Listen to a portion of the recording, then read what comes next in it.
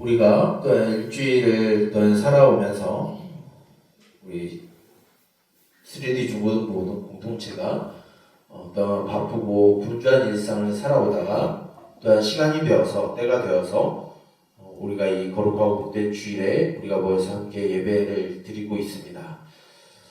우리가 이 예배를 드리는 것은 새로운 일주일을 시작하기에 앞서서 우리가 하나님 앞으로 나아가고 우리가 하나님의 백성으로서 또 예수 그리스도의 제자로서 이 땅 가운데 어떻게 살아가야 될지를 또한 배우고 또한 그 말씀을 듣고 또한 우리가 지난 일주일에 넘어졌던 것, 실수하였던 것 또한 잘못하였던 것을 회개하고 우리가 새로운 삶을 또한 일주일의 삶을 살아가기 위하여 이 자리에 우리가 모였는 줄 믿습니다.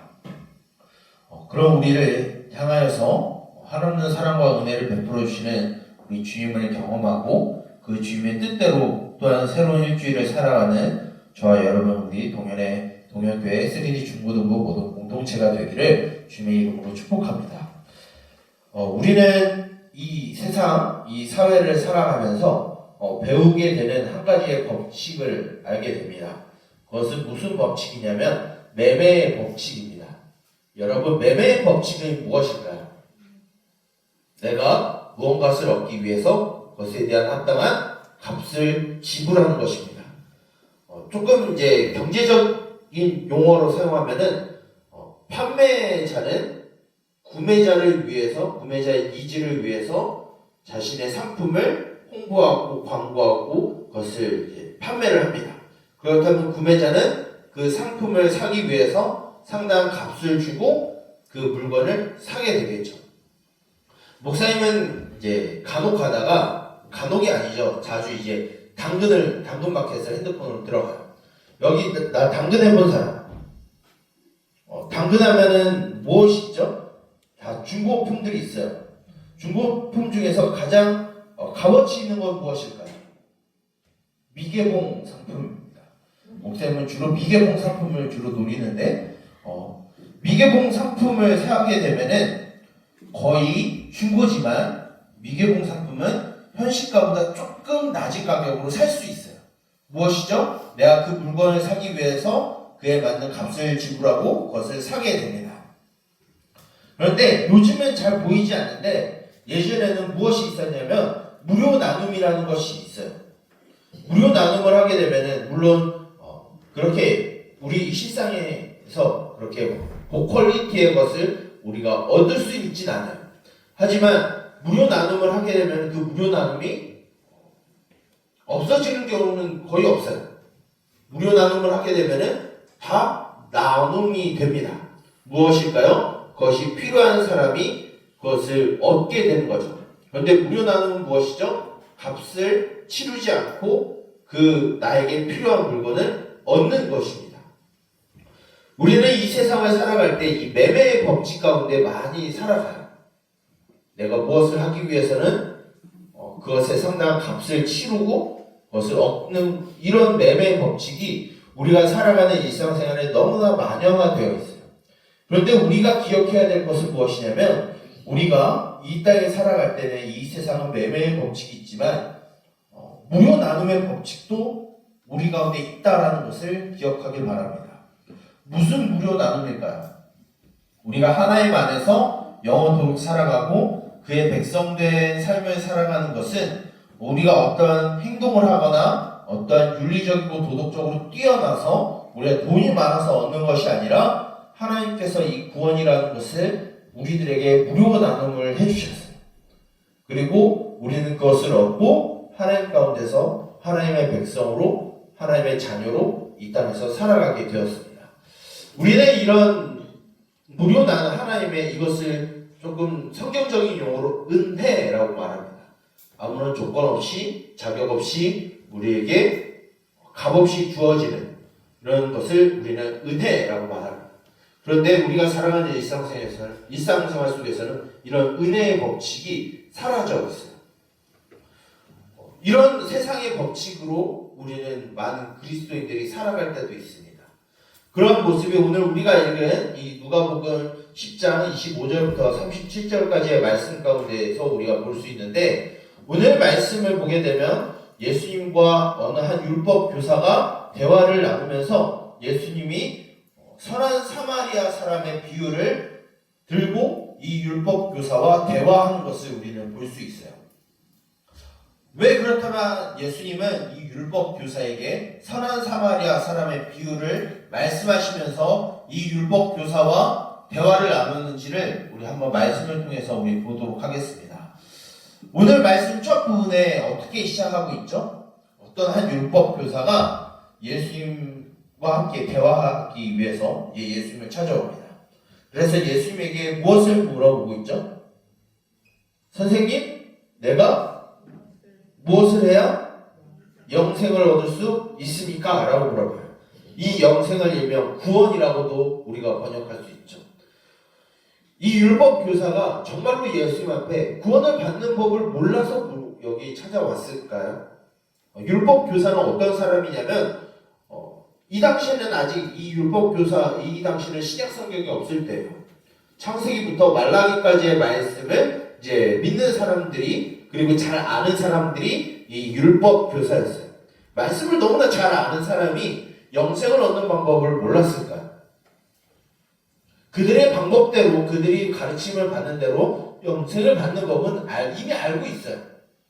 물론 그들의 생각은 잘못되었지만 왜 잘못되었는지는 우리 말씀 안에서 예수님이 그것을 가르쳐주고는 있어요. 율법 교사가 그런데 예수님 앞에 나와서 내가 어떻게 하면 영생을 얻습니까? 라고 물어볼 때 그 앞에 예수님을 어떻게 하기 위해서 이 질문을 했다라고 되어 있죠? 예수님을 시험하기 위해, 테스트하기 위해 내가 구원받은 사람인지 저 사람이 아는지 모르는지 시험하기 위해서 예수님한테 이것을 물어봤다는 거예요. 그런데 예수님은 무엇이라고 이야기하시죠? 너가 이렇게 하면은 영생을 받아 이렇게 말씀하지 않고 예수님은 조금 다른 말씀을 하세요. 무슨 말씀을 하냐면 그래 너 율법에 무엇이라고 기록이 되었고 그 뜻이 무엇이냐라고 예수님이 다른 질문을 하세요. 그러니까 이 율법 교사가 무엇이라고 이야기하죠? 내 마음을 다하고 목숨을 다하고 뜻을 다하여서 힘을 다하여서 주 너의 하나님을 사랑하는 것. 이것은 신명기 6장 5절에 나오는 말씀이에요. 그리고 두 번째로는 내 이웃을 나를 사랑하는 것처럼 사랑하라 라고 말하는 레위기의 말씀을 가지고 와서 예수님 앞에 답변을 합니다. 즉 이것을 무엇이라고 이야기하냐면 하나님을 사랑하는 것과 이웃을 사랑하는 것이 우리가 율법 속에서 배우는 하나님의 말씀의 가치입니다 라고 율법 교사가 이야기를 해요. 그러니까 예수님이 무엇이라고 얘기하냐면 그래 너의 말이 맞아 그것이 정답이야 라고 예수님이 말씀하세요. 그런 다음에 예수님은 끝나지 않고 너가 이와 같이 행하라 라고 말씀을 하세요. 근데 목사님이 이 행하다라는 말씀을 조금 연구를 해보니까 원어적으로 어떤 좀 더 확실한 말은 뭐냐면 지속적으로 반복적으로 꾸준히 행하라 이런 말씀이에요. 오늘 말씀에는 그냥 예수님이 행하라 라고 말씀을 하셨잖아요.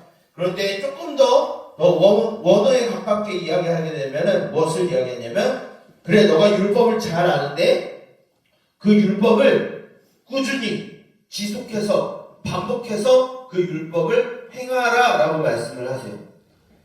그 말씀을 들은 이 율법 교사는 또다시 예수님 앞에 질문을 합니다. 퀘스천을 붙여요. 무엇을 하냐면 알겠어요 예수님. 그런데 내 이웃은 누구죠? 라고 하는 질문을 또다시 하게 됩니다. 이 질문을 하니까 예수님이 드디어 선한 사마리아 사람의 비유를 말씀하기 시작하세요. 그 내용이 무엇이냐면 어떤 한 사람이 예루살렘이라는 도시에서 이제 여리고로 가는 길인데 그 길 가운데 강도 무리를 만나요. 그래서 거의 죽게 될 만큼 맞고 자신이 갖고 있는 재산들 다 털어가요.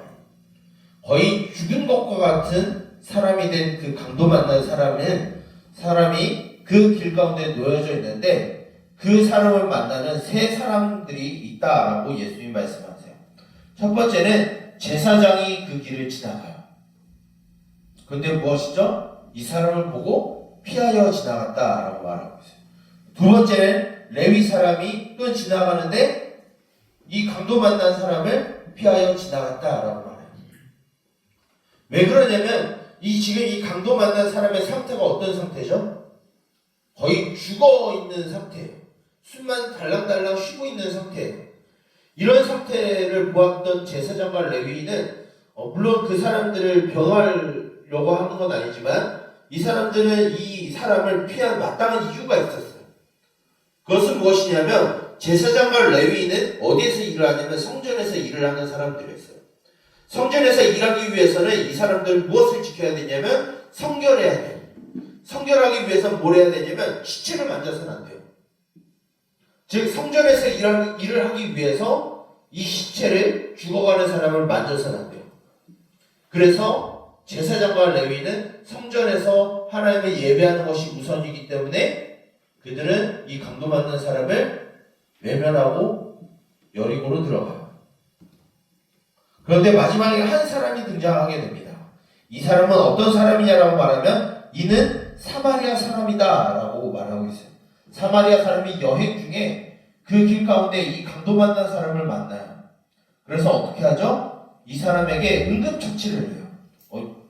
기름을 바르고 포도주를 바르는 게 이게 뭐 응급처치야 라고 말할 수 있는데 이 당시에는 이 기름을 바르고 포도주를 바르는 게 알코올을 소독하고 연고를 바르는 거예요.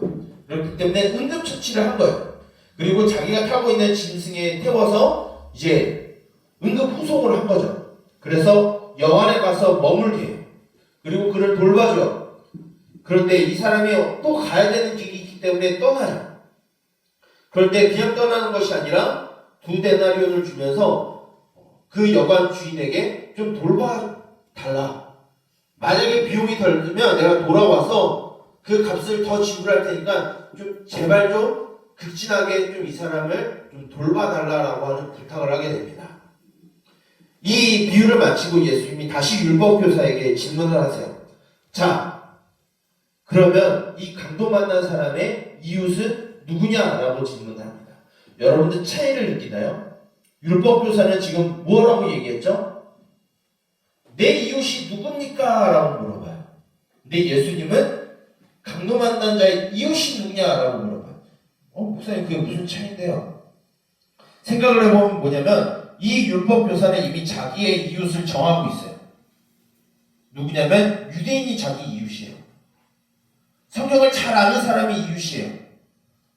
율법을 행하고 성전에서 일을 하는 사람이 자기의 이웃이라고 생각한 거예요. 근데 예수님은 무엇이라고 말씀하시죠? 아니, 너의 질문은 틀렸어. 너가 해야 되는 건 뭐냐면 내가 누구의 이웃이 되어야 합니까? 라는 질문이 옳은 방법이야 라고 말씀을 하세요. 지금 강도받는 사람은 누구를 말하는 걸까요? 소외받는 사람이고 죽어가는 사람이고 죄 가운데 살아가는 사람이에요. 이 사람을 도와준 사람은 제사장도 아니었고 레위인도 아니었어요. 그 사람들은 누구죠? 성전에서 하나님을 예배한다고 하는 사람들이었어요. 근데 이 사마리아 사람은 어떤 사람들이냐면 유대인들과 철천지 원수예요. 결국 같은 나라에서 살 수 없는 원수가 이 사마리아 사람이에요. 그런데 이 사마리아 사람이 그 강도 만난 사람을 어떻게 구하죠? 오늘 말씀을 보면 그 사람을 불쌍히 여겼다라고 얘기해요. 불쌍히 여겼다라는 건 뭐냐면 그 사람이 당한 아픔을 나도 같이 아파했다라는 거예요. 그런 마음을 가지고 이 사람, 어떻게 보면은 이 사람이 유대인이에요. 강도 만난 사람은 자기 원수예요. 그런데 이 원수를 극진히 섬겨요. 도와주고 그들을 병 낫기 위해서 여관의 안전한 곳에 옮겨서 그를 돌봐줘요. 무엇일까요? 그렇다면 이 강도 만난 사람의 이웃은 바로 내가 원수처럼 여기지만 나에게 은혜를 베푼 사람이다라는 거예요. 우리가 그런 은혜를 베푸는 자가 되라고 예수님이 말씀하세요. 그런데 여기서 하나. 그런데 처음에 율법교사가 무엇을 얘기했죠? 영생을 얻기 위해서 내가 무엇을 해야 합니까? 라고 물어봤어요. 그런데 이 율법교사의 첫 번째 질문도 잘못했어요. 내가 영생을 받기 위해서 다른 사람을 섬기면 내가 영생을 받는다가 아니에요. 내가 영생을 받은 자라고 하면 내가 은혜를 받은 자라고 하면, 구원을 받은 자라고 하면 그 구원을 흘려보내는 일을 해야 한다가 예수님의 마지막 결론이에요. 우리가 왜 그런 사람들을, 어려운 사람들을 도와주고 아파하는 사람들과 함께 아파하고 공감해주고 왜 물어줘야 할까요? 내가 영생을 얻기 위해서? 아니요. 이미 내가 영생을 받은 사람이기 때문이에요. 우리는 하나님과 원수예요. 우리가 지난 시간에 우리는 어떤 사람들이라고 말했죠? 우리는 죄인이다라고 말씀을 주셨어요. 죄인이다라고 하는 것은 하나님과 전혀 상관이 없는 자들이에요. 하나님과 전혀 상관이 없는 자들일 뿐더러 우리들은 무엇이냐면 하나님 옆에 원수와 같은 자들이에요. 그럼 우리들을 하나님이 어떻게 하셨죠? 우리의 끝은 사망이에요. 우리의 끝은 절망이고 우리의 끝에는 좌절과 죽음뿐이에요. 그럼 우리들을 불쌍히 여기셔서 예수님이 우리를 위해서 십자가에서 죽으심으로 인해서 우리가 막혔던 하나님과의 관계가 다시 이어지게 하셨어요. 그리고 다시 살아나셔서 우리가 더 이상 죄에 속한 사람이 아니라 하나님께 속한 사람이다라는 것을 선언하셨어요. 원수와 같은 우리를 사랑하셨고요. 우리를 위해서 죽으셨고요. 우리를 위해서 다시 살아나셨어요. 그런 은혜를 받은 우리는 이미 영생을 받았다라는 거예요. 그럼 우리는 무엇을 해야 되냐? 예수님이 우리를 아무런 조건과 자격 없이 자기의 생명을 내주면서 우리를 사랑하신 것처럼 때로는 우리의 원수들을 사랑해야 한다는 거예요. 이것이 물론 말로는 참 쉽지만 실상생활에서는 굉장히 어려운 것이다라는 것을 우리는 잘 압니다. 그런데 예수님은 우리들에게 요구하세요. 왜일까요? 이것을 하면 우리가 영생을 받아서 이것을 해야 우리가 하나님의 백성이 되니까? 아니요. 우리가 이미 하나님의 백성이고 그런 사랑을 이미 우리가 받았으니까 그 사랑을 흘려보내는 인생을 우리가 살아야 한다는 것을 예수님이 가르쳐 주시는 거예요. 예수님은 우리를 사랑하시기 위해서 십자가를 지셨어요. 원수와 같은 우리를 그냥 불구덩이에다 그냥 다 집어넣어도 상관이 없는데 우리를 죽게 하지 않기 위해서 예수님이 우리를 위해서 죽으셨어요. 물론 3일 뒤에 다시 살아나셔서 우리를 전혀 새로운 사람으로 뒤바뀌어 놓으셨지만 우리에게 가르쳐 주시는 것은 이제는 우리가 그 예수님의 마음을 본받아서 우리 주변에 있는 우는 사람들, 죄에 엎드려 살아가는 사람들, 죄를 행하는 사람들에게 사랑을 베풀라고 말씀을 하세요. 여러분들의 이웃은 누구입니까가 아니라 여러분들은 누구의 이웃이 될까를 생각해야 돼요. 나를 사랑해주는 사람, 나에게 유익을 주는 사람, 나에게 만족을 주는 사람, 나를 기쁘게 하는 사람만 사랑하는 것은 이 세상에서 살아가는 이 세상 사람들이 하고 있는 매매의 법칙을 가지고 있는 사람들이 가지고 있는 사랑의 법칙이에요. 그런데 성경에서 하나님이 가르쳐 주신 사랑의 법칙은 뭐냐면 은혜의 법칙이에요. 오늘 말씀에 예수님이 선한 사마리아 비유를 통해서 말씀하셨던 것처럼 우리가 그러한 은혜를 받았고 그러한 사랑을 받은 것처럼 그 사랑을 때로는 일진들에게 흘려보내야 돼요. 때로는 왕따 받는 친구들에게 흘려보내야 돼요. 때로는 몸이 불편한 친구들에게 흘려보내야 돼요. 여러분들 좋은 사람들 끼리끼리만 모이는 것은 이 세상에 하나님을 믿지 않는 사람들도 하는 일이에요. 근데 우리는 누구죠? 하나님의 백성이에요. 그러면 그런 사람들보다 더 뛰어난, 더 초월적인 사랑을 우리는 해야 돼요. 물론 힘든 거 알아요. 여기에서 말씀을 전하는 목사님도 그것이 힘들다는 건 알아요. 그런데 우리는 해야 돼요. 왜요? 우리가 하나님께 그러한 사랑을 받았기 때문에. 이제 여러분들 예배를 마치고 이제 내일부터 다시 힘겨운 학교로 들어갑니다. 그 학교 생활 중에 여러분들이 어떻게 살아갈 건가요? 매매의 법칙이 횡행한 이 사회와 이 세상 속에서 그 세상의 법칙대로 살아갈 건가요? 아니면 오늘 이 말씀을 통해서 우리에게 가르쳐 주셨듯이 은혜의 강물을 흘려보내는 그런 삶을 살아갈 건가요? 여러분, 나의 이웃이 누굴까 찾는 것이 아니라 내가 누구의 이웃이 되어줄까를 찾는 여러분들이 되었으면 좋겠어요. 나에게 사랑하고 나를 사랑해주고 나를 좋게 해주는 사람만 사랑하는 그런 세상의 매매의 사랑이 아니라 내가 또는 껄끄러워하는 사람, 내가 나를 좀 힘들어하는 사람, 나와 관계가 없는 그런 사람에게도 사랑을 베풀고 섬길 수 있는 그런 하나님의 백성된 삶을 살아가는 저와 여러분 우리 동명교회 3D 중고등부 모든 공동체의 구성원들이 되기를 주님의 이름으로 축복합니다. 기도하겠습니다. 살아계신 주님, 우리를 어떠한 조건과 자격을 보지 아니하고 우리 있는 그대를 사랑하셔서 우리를 죄로부터 구원하시기 위해 십자가에서 죽으시고 3일 만에 돌무덤을 여시고 다시 살아나신 주님, 그 주님의 조건 없는 사랑, 그 은혜를 우리에게 주어진 삶 가운데에서도 흘려보내게 하여 주시옵소서. 이 세상 속에서 만연해 있는 그 매매의 법칙을 따라 살아가는 것이 아니라 하나님께서 우리에게 주어주신 그 은혜의 법칙, 무료 나눔의 법칙을 우리가 실천하며 살아가게 하여 주시옵소서. 주님, 그런 삶이 힘든 줄 압니다. 우리가 여전히 육신의 법을 따르기에 그것이 매우 힘든 것임을 압니다. 그러나 그때마다 우리를 위하여 원수된 우리를 위해 불쌍히 여기셔서 십자가에서 죽으시고 부활하신 예수님을 우리가 다시 묵상하게 하여 주시옵소서. 그 사랑을 품고 때로는 일진들에게, 때로는 왕따당하는 이들에게, 때로는 몸이 불편한 이들에게 그러한 은혜를 흘려보낼 수 있는 주님의 백성들이 되게 하여 주시옵소서. 그래야 하나님의 백성의 자녀된 우리들은 이 세상과 전혀 다른 삶을 살아가고 있음을 알게 하여 주시고 그러한 삶을 살아갈 때 그 하나님의 은혜의 법칙을 따라 또한 우리 친구들이 주님께로 돌아오는 놀라운 역사가 우리 통하여 일어나게 하여 주시옵소서. 이 모든 것을 예수 그리스도의 이름으로 기도드립니다. 아멘. 우리 다 함께 일어나서 파송의 찬양 후에 축도하고 광고한 후에 모든 예배를 마치도록 하겠습니다.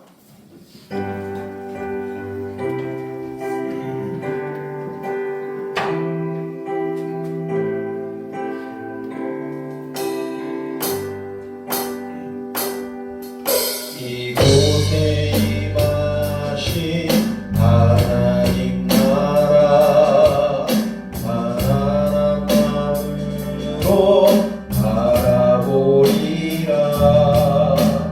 먼저 그 나라 그 뜻 구하며 나의 삶 드리리. 주님이 맡기신 하나님 나라 믿음의 눈으로 바라보리라.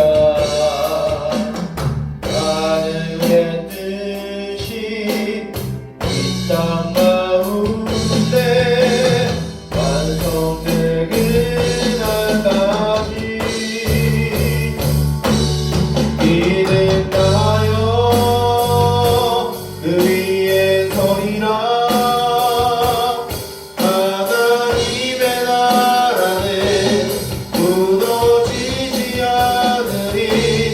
믿음나요 그 나라 세워가리라.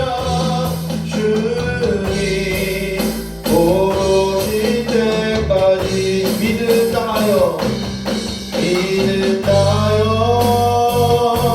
그 위에 서리라. 하나님의 나라는 무너지지 않으리. 믿음나요 그 나라 세워가리라. 주님 오실 때까지.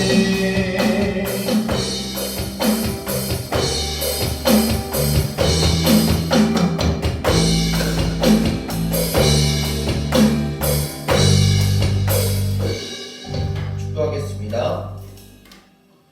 여호와는 내게 복을 주시고 너를 지키시기를 원하며 여호와는 그 얼굴을 내게 비추사 은혜 베푸시기를 원하며 여호와는 그의 얼굴을 내게로 향하여 드사 평강 주시기를 원하노라.